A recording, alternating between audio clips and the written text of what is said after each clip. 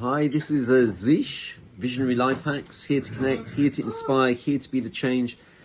Today we're going to be reading from a book, because often I get asked by potential customers and friends, they want to learn more about high frequency. And in the Tesla sets, the antique Tesla sets that I work with, they often come with the Eberhart booklet. Let me show you the Eberhart booklet. Give me a second. And let's just show you what that is. That comes with some of the antique machines that I'm interested in. It comes with the little manual. So if I just get the little manual out, you'll see where I'm coming from. And so this is what we're going to talk about the book today. The book is the booklet. 1 second. Look at the booklet. Here's one of the booklets.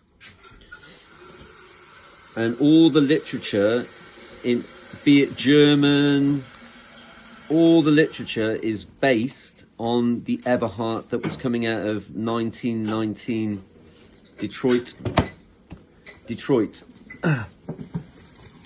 and Chicago. Here it is. This is the little booklet that they would give. It's called The Physician's Directions for High Frequency Electrical Treatments by Noble M. Eberhart, MD, PhD, DCL. I don't know what DCL is. Instructions for operating the generator. And you'll often see this care of electrodes.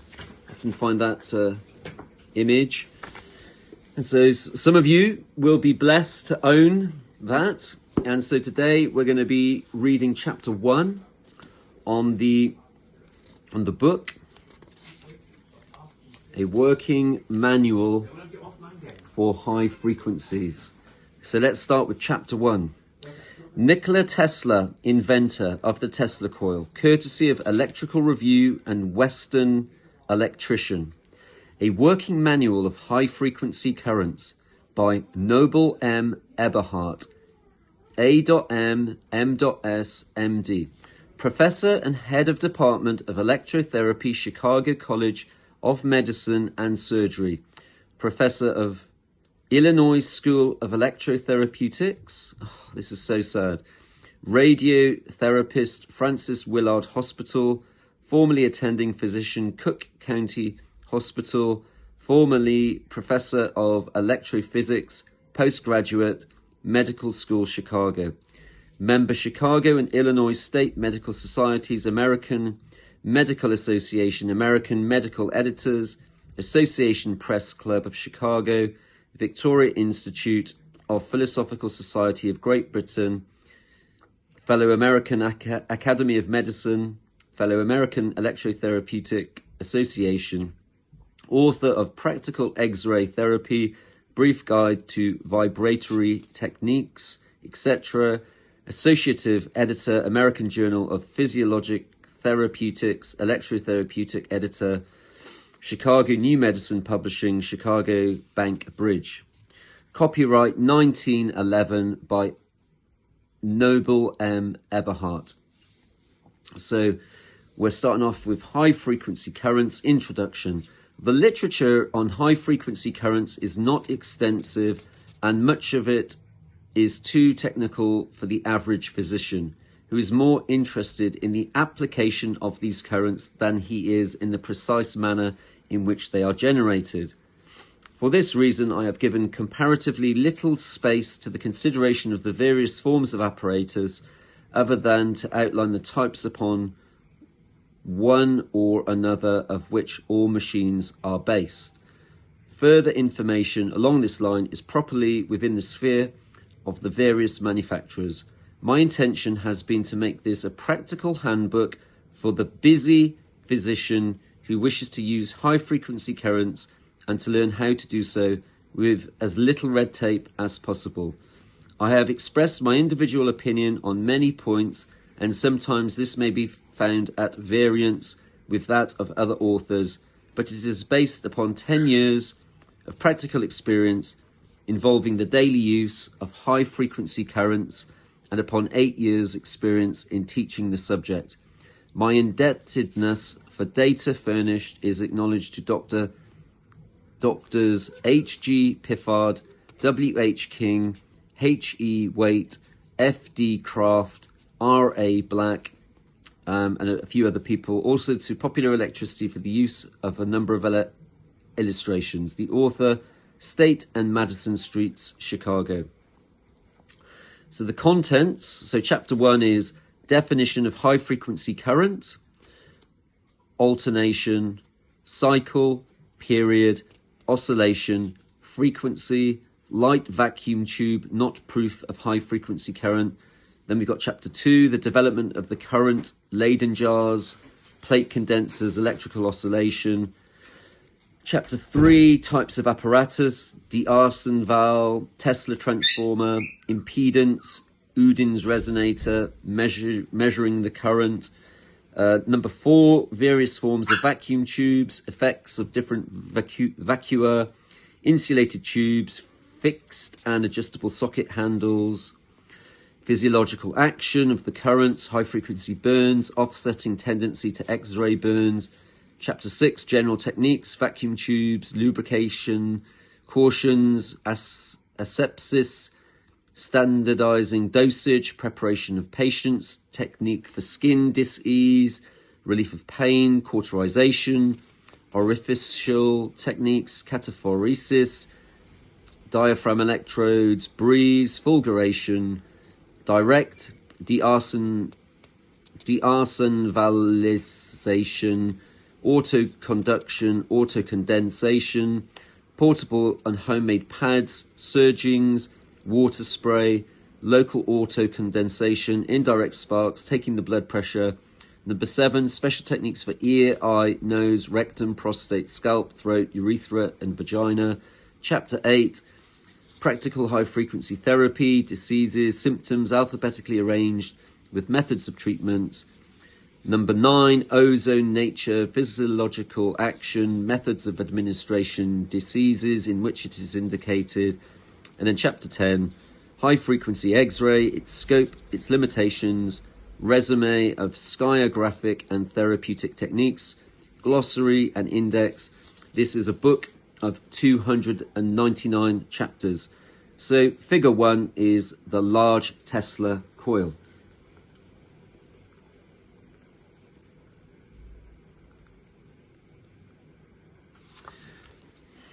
Chapter 1. Definition of high-frequency current, alternation, cycle, oscillation, period frequency, explanation of terms, pulsatory currents, periodicity, lighting vacuum tubes, not proof of high-frequency current. What is high-frequency current? A high-frequency current is an alternating, oscillating current in which the frequency is beyond the point of producing muscular contractions. An alternation is a complete reversal of the direction of a current as any one of the waves shown in Fig 3. We'll show you Fig 3 in a moment. A cycle is 2 alternations. It constitutes the round or circle of the current, embracing 1 positive and 1 negative wave or alternation. Oscillation. An oscillation is a series of diminishing waves which flow alternately in opposite directions, but not necessarily in the same time. That's why we talk about multiple waves of oscillation. And that's why analogue is important, because you're not fixed to one digital frequency. We're playing with multiple waves of oscillation. And when we measured the modern anti-nano Tesla buckets, we were able to see there were multiple waves of oscillation going on in that. And when you look at some of the Rife technology, you've got square waves, pulsed, and it's a very fascinating subject. That's why analogue is important. Oscillatory currents periodically reproduce similar series of waves, as shown in Fig 3. We'll show you Fig 3 in a moment. Their frequency is very high and is reciprocal of a period It is computed on the number of double alternations, thus corresponding to the method employed with low frequency currents. Period is the time required for one cycle. Frequency is the number of complete cycles occurring in 1 second of time. That's why 6 minutes is a long time. It is the reciprocal of period. Explanation. In order to understand the foregoing definition, it will be necessary to recall some fundamental facts. The direct current is one which always acts in one direction. That is from positive to negative, and is graphically represented by a straight line. The alternating current is a contrast to this, is one in which the current is constantly changing its direction or polarity, and we represent it by waved line. The waves above the line being positive waves of alternations, and those below the line negative waves. And then we've got figure 2, a portable outfit. This looks like an HG Fisher, which was then, in those days, plugged into the lampshade.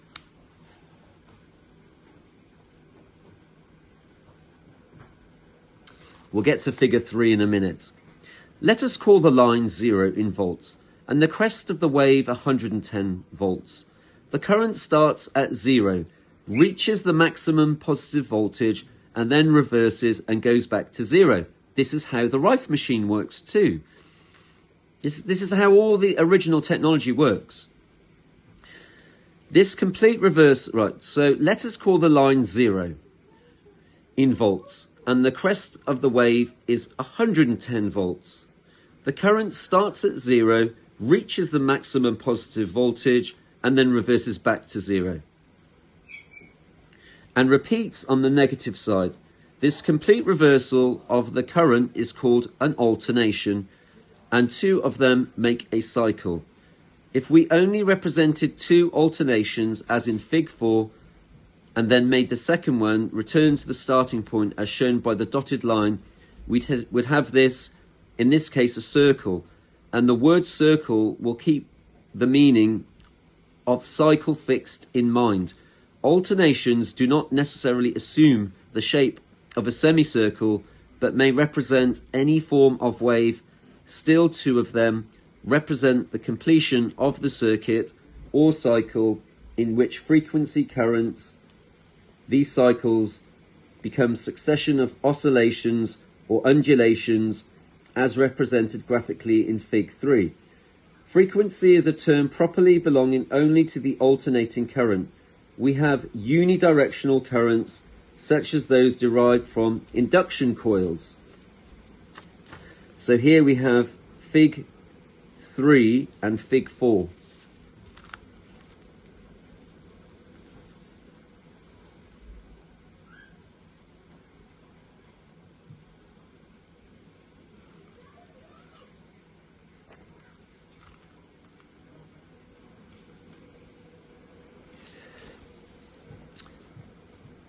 One 1/20th of a second is A. So 110 volts. 1/20th of a second, 1/20th of a second, 1/20th of a second, 1/20th of a second, 1/20th of a second, alternating, and then oscillating. So alternating and oscillating, all like this. So we've got alternating, and then we've got oscillating. One cycle, alternating and oscillating currents. Analogy between cycle and circle. So you've kind of got the Ouroboros, in which the current is broken up into rapid series of waves, with those which would be below the line, damped out, leaving succession of pulsations. This current lights up vacuum tubes and performs much of the same work as the high frequency, but is not a true high frequency current. These are called pulsatory currents, and in place of the word frequency, we indicate their rapidity by the term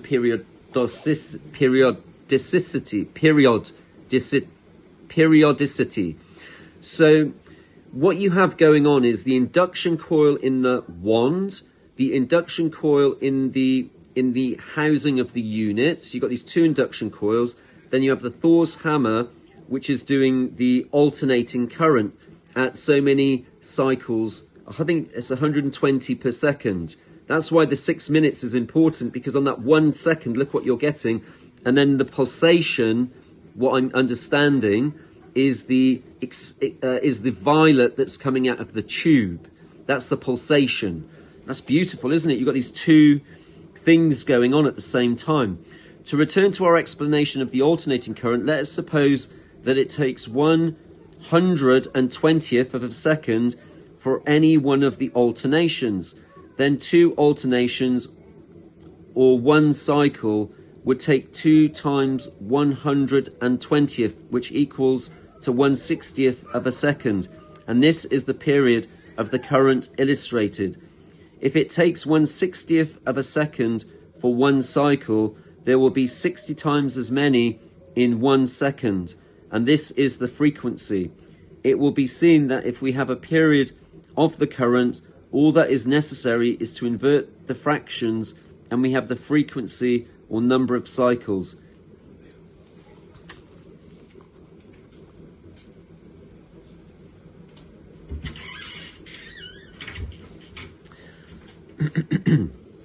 In the illustration, we have arbitrarily represented an alternating current of 110 volts, 60 cycles, which is the ordinary commercial alternating current employed in electrical lighting. Hence, they would plug it into the electrical socket.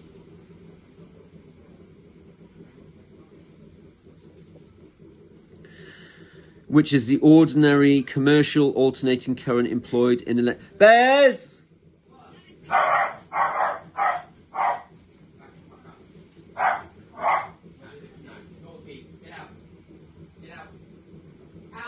It is a low frequency current. So let me just read that again. Sorry. We're on the homestead. It will be seen that if we have the period of the current, all that is necessary is to invert the fraction, and we have the frequency or number of cycles. In the illustration, we have arbitrarily represented an alternating current of 110 volts, 60 cycles, which is ordinary commercial alternating currents employed in electric lighting. This was in America, bear in mind, 110 volts. Here we have 220. And also then you'd have machines that would go between 110 and 220. And this has been my argument all the time, because if you talk to a modern electrician, even someone that's into the Tesla technology, they'll say, oh, the 110 was for that power supply, and the 220 was for that power supply. And I've always disagreed with that. I've always said, well, if they were using it in the power supply, weren't they playing with the frequencies from 110 to 220? Like working with those different frequencies. I've always thought that, and it seems to me that that is evident in this what I'm reading here. Because they were plugging it into the lamp socket back then. And the electricity was freer, it wasn't so controlled. It's now used as a form, they kind of weaponized electricity in my mind's eye. So, which is the ordinary commercial alternating current employed in electrical lighting? It is low frequency current. Other low frequency currents have 127 cycles, 133 cycles, etc. Low, medium and high frequency currents, if we apply a low frequency current to a muscle, we find that the muscle contracts, and this is powerful and may be strong enough to be painful. As we increase the frequency of the current, the painfulness decreases, but more than single muscle tends to contract. These are currents from medium frequency, of which the sinusoidal current is a type. At a frequency of about 10,000 cycles, these tetanic contractions disappear, and above that frequency, there is neither pain nor gross muscular contraction. That's why high frequency is really important. The absence of pain is supposed to be due to the inability of the sensory nerves to comprehend such rapid alternations, just as we have vibrations that cannot be recognized by the auditory nerve as sound or by the eye as light. In these higher frequencies, the contractile effect is expended upon the individual cells, making up making up the tissues instead of individual muscles. This I call cellular massage, and it is one important reason why high-frequency currents produce such a marked benefit on nutrition and metabolism. This is, I call, cellular massage, and it is one important reason why high-frequency currents produces such a marked benefit on nutrition and metabolism. Woo, let that sink in. And there's some illustrations. Fig 5. It looks like it's showing us this to me looks like the H.G. Fisher with the X-ray coil vacuum tube connected, the thanatron tube, and we can also see a very simple, beautiful mechanical violet ray with the, here we go.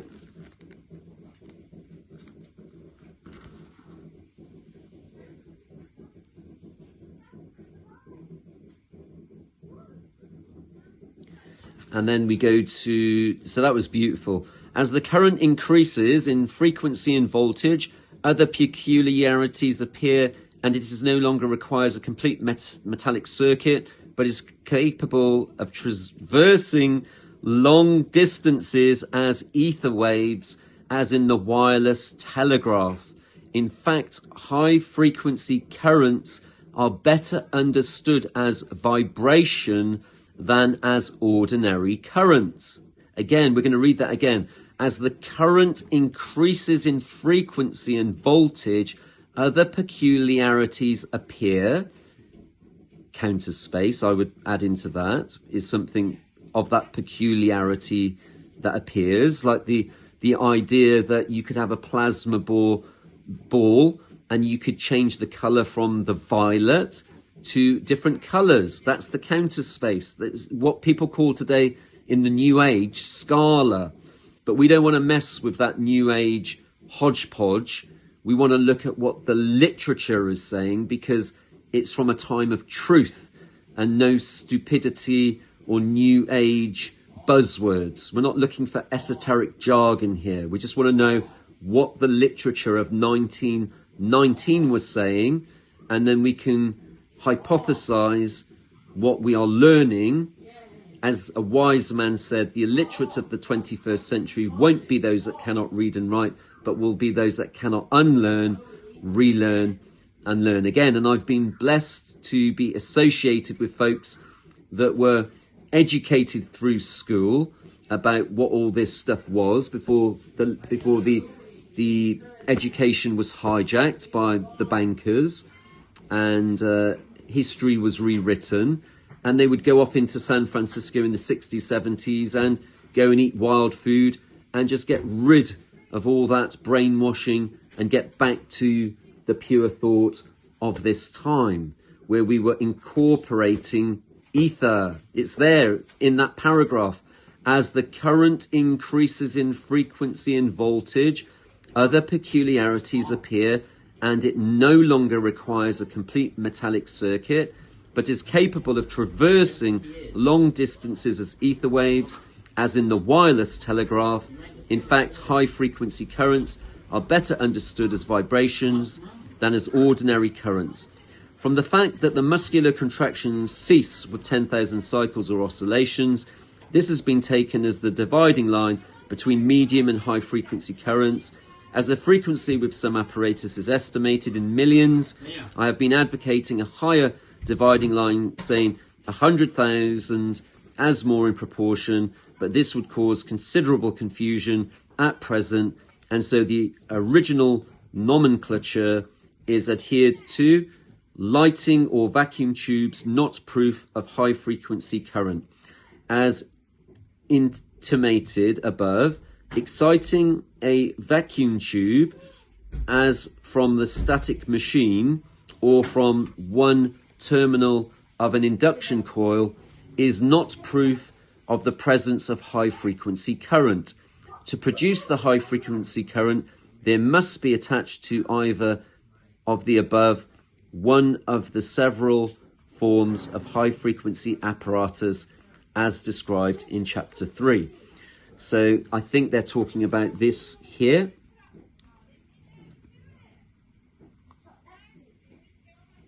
So here we have two different apparatuses connected to the high frequency, and I think what they're then saying is when you have the wand, in the wand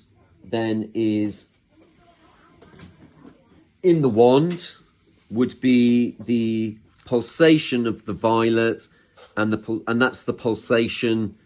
Is that high frequency? They were honest to say they didn't know, but because this is connected to the induction coil inside of it, the high frequency coil, which this is the mechanics, this connects to the Thor's hammer, which has the rare earth minerals, connects to the induction coil. Let me see if I can take this out for you to demonstrate. I can't, can I do that right now? I'm not going to do that today. I'll do that another day. But we'll do that another day. We'll demonstrate that. So, we'll demonstrate it now. Let's do it while we're here. So that was chapter 1. Anyway, let me know if you enjoyed that. Feel free to like, share, and subscribe for chapter 2 incoming. And if you would like your own antique